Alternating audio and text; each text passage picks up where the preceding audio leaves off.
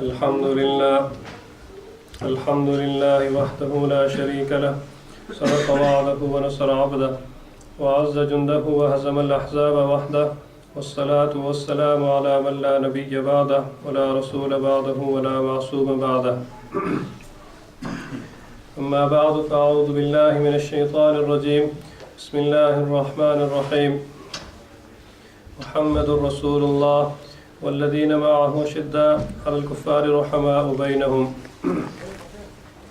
صدق الله مولانا العظيم يا رب صل وسلم دائما أبدا على حبيبك خير الخلق كلهم. Very respected elders and youngsters, we all know that we are in the month of Dhul Hijjah. The previous Fridays we spoke about this month and the greatness of this month, the month of Hajj. Dhul Hijjah is the 12th and last Islamic month. Then after this month, new Islamic year will begin with the first Islamic month called Muharram. Then Safar, Rabi'ul Awwal, Rabi'ul Sani, Jamadul Ula, Jamadul Sani, Rajab, Sha'ban, Ramadan, Shawwal, Dhul Qa'dah, Dhul Hijjah. As a Muslim, we should be familiar with these months. We should instill these months and importance of these months in our children, in our new generation, so they also know the importance of Islamic days and Islamic months. Because Ramadan is observed according to Islamic months. English calendar, we all know it because we use it daily. But Islamic dates are such dates which we don't normally use daily, so which makes people forget. But Ramadan only comes according to Islamic months, and every year 10 days goes back. However, previous Friday we spoke about Hajj. Today, I think it's 20th of Dhul Hijjah. In this month, one of the great Islamic personality, third Islamic Khalifa Usman bin Affan was martyred. He was martyred on 18th of Dhul Hijjah. So with regards to this, the first speech was given regarding the virtues and his life. Who was Usman? Who was this person? What was his virtues mentioned by Muhammad ﷺ in the Quran and Allah Himself? So as a Muslim, we should learn about them so it can increase our love for these people. Because in every community, in every group, there are some dropouts. You see, as I say, there are black sheep in every community.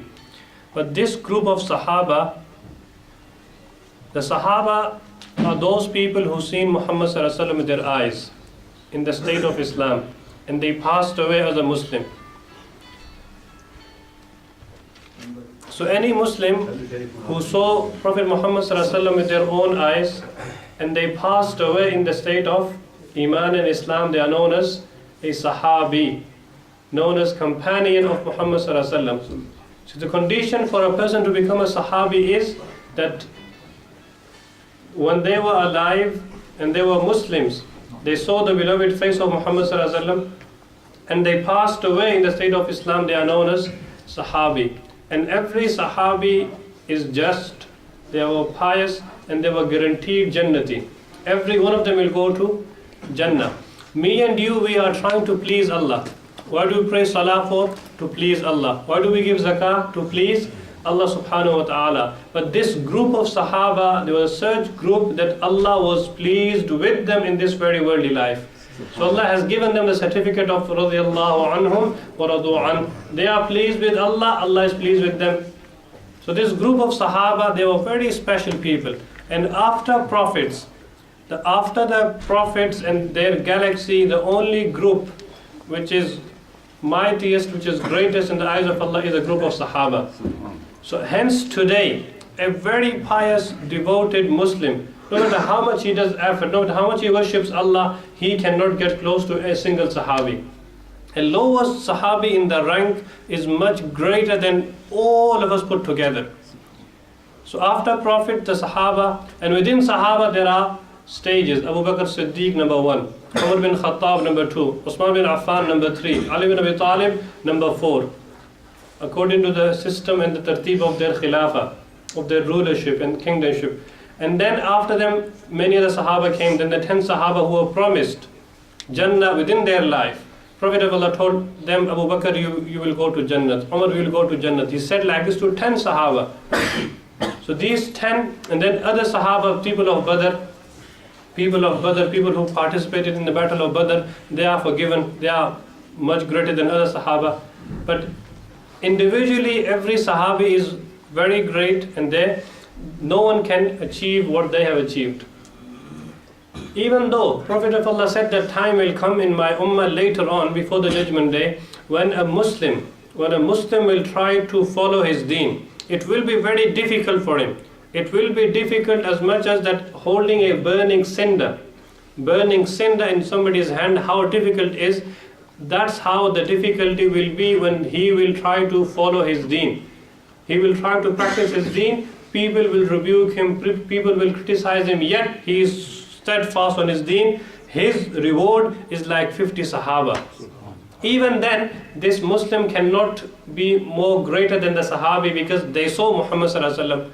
So if somebody has seen Prophet Muhammad sallallahu alaihi wasallam in the dream today, will he become a Sahabi? No. He will not become Sahabi, but he will have the fortunate, this favor of Allah, that he has seen the beloved face of Muhammad sallallahu alaihi wasallam in his dream. And this is also a great achievement. Not everybody get to see. And we know our dreams, what we see in our dreams. But there are people in the world who are, mashallah, at such level that they get to see Prophet of Allah in their dream. But by seeing Prophet of Allah in the dream, one cannot become a Sahabi. Another beautiful point our teacher was saying, that if Prophet Muhammad was the greatest prophet, he was the chief of all the prophets, yes, yet his age was very short. He only lived in this world life for 63 years. At the age of 40, he became prophet. At the age of 63, he passed away. Whereas Prophet Nuh, ﷺ, lived for over 1,000 years. He spent 1,000 years just in preaching, just in tabligh to people, calling people to Allah, teaching people to good. And his age was over 1,000 years. Some commentators say he lived for 1,200 years. 1,200 years. So somebody said, if Allah given this age or more than this age to our Prophet Muhammad ﷺ, then today's Muslim will also be a Sahabi. But Allah did not want that, because this world is not the place to live.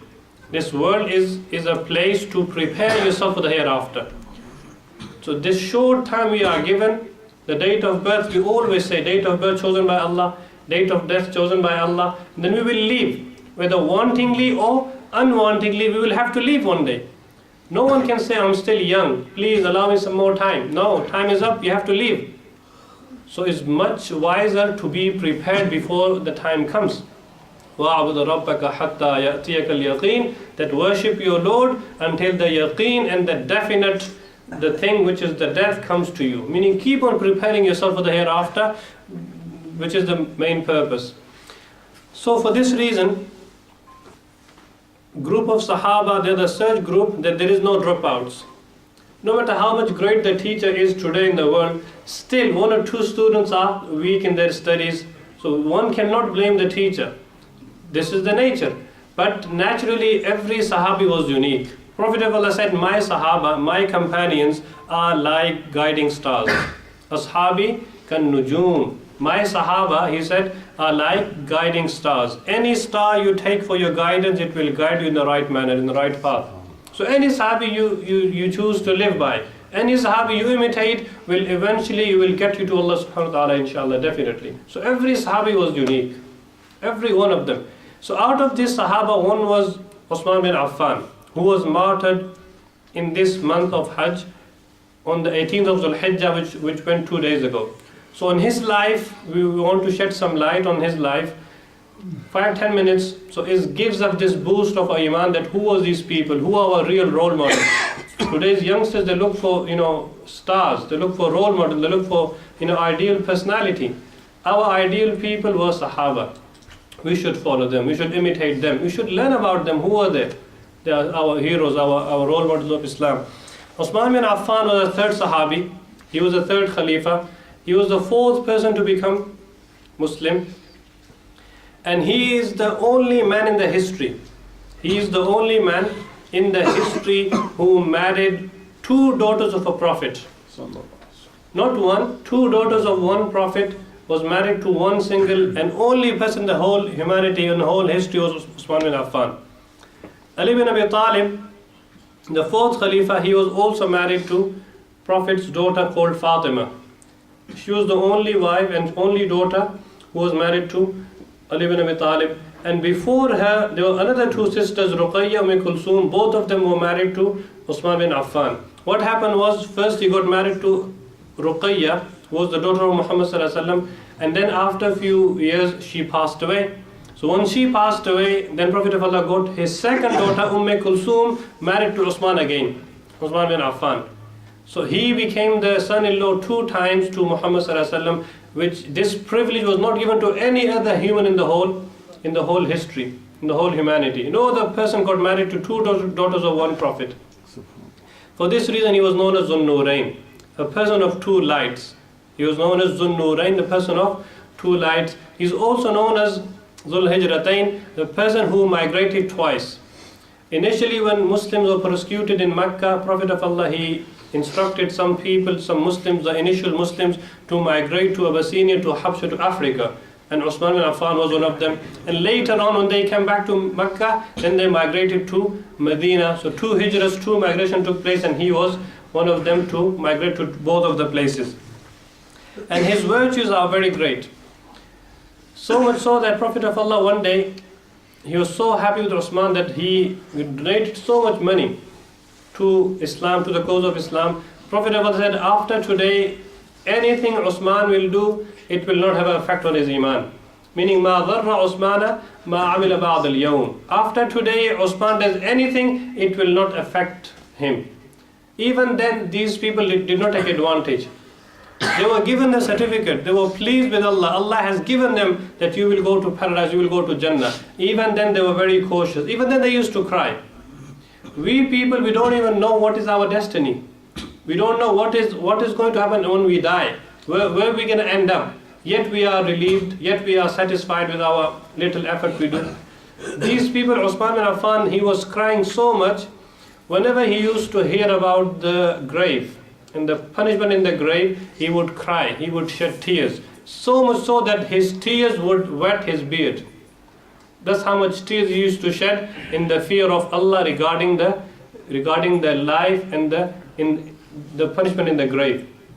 Then people used to ask him, when we hear about Jannah, Jahannam, we don't cry much often. Why do you cry so much on the grave? He said, this is the first trial. This is the first place where we have to succeed. If we succeed here, then this grave of yours will become the garden from the gardens of Jannah.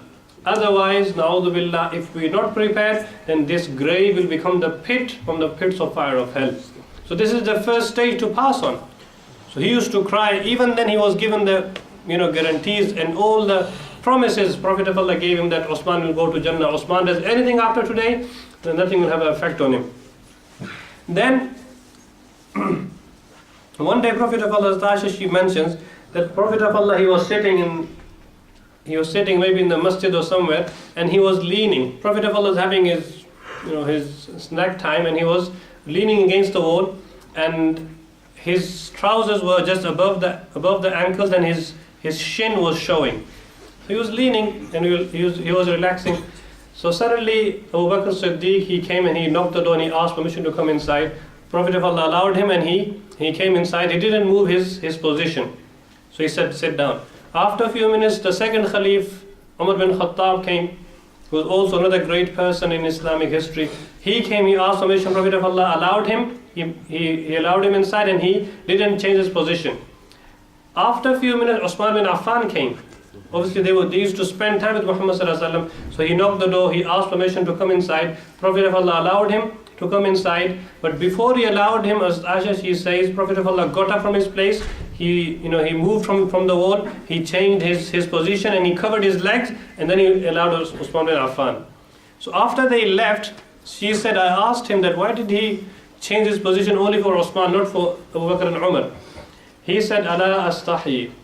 Why not? Why shall I not feel shy and have haya from such person from whom even the angels feel haya and have shame and haya from him? Meaning Usman was such person, he was so shy that in his entire life, he never had a bath or shower completely naked. You might ask, how is this possible? Today there is, nudity, there is no haya left, there is no modesty left in our youngsters especially. But Usman bin Affan was such a person that he never in his entire life had a shower completely naked. You may ask, how is that possible? Whatever there is a will, there is a way. He would cover his private parts, especially at all times, especially even when he used to take shower. Secondly, he says that the day I became Muslim, I put my right hand in the hands of Muhammad ﷺ to become Muslim, to promise him that from today onwards I am Muslim, inshallah, I will help you, I will support you, and I do as you tell me to do. He said, since that day till I died, or till that day, till the day he was martyred, he said, it's been 45 years. I didn't touch my private parts with my right hand, because these hands touch Muhammad ﷺ. This was, modesty, this was haya, this was his respect for Muhammad ﷺ. That's why Islamically it is more recommended to use your left hand in the toilet when you are washing yourself after urinating, whatever if you're in the toilet. Islam teaches modesty. Islam has two things. Every order of Islam has two things in it: modesty and simplicity. More modest you are and more simple you are, more Islamic you are. So have two things in your life: modesty, haya, shame. Prophet of Allah said, إِذَا لَمْ تَسْتَحْيِ فَاسْتَمَا شِئْتَ. When a person loses his haya, his modesty, then he will not even care in anything he does. Then he will do anything and everything he wants. He will not feel shy of anybody around him. So modesty is one of the important part of Islam, and simplicity. Simplicity, more simple you are, more simplicity you have, more better Islam recommends, and more better you are in the eyes of Allah. So this was the life of Usman bin Affan. So briefly I just touched on his life. Otherwise there's so much history, so much to mention about his life. But as an indication, I would like to obviously remind everybody else that study about his life. Who was Usman bin Affan? Study about him and try to imitate and try to be like them. As Prophet of Allah said, if you follow any of my Sahaba, they will surely guide you to the right path. Every Sahabi, kulluhum adul. Every one of them is just. And kullu wa'adallahu al-husna. Quran promises that every one of them is promised husna, the great and the good reward, and that is Jannah. May Allah enable us to love our Sahaba. May Allah enable us to study about their life and try to bring them in our life. Jazakallahu khair.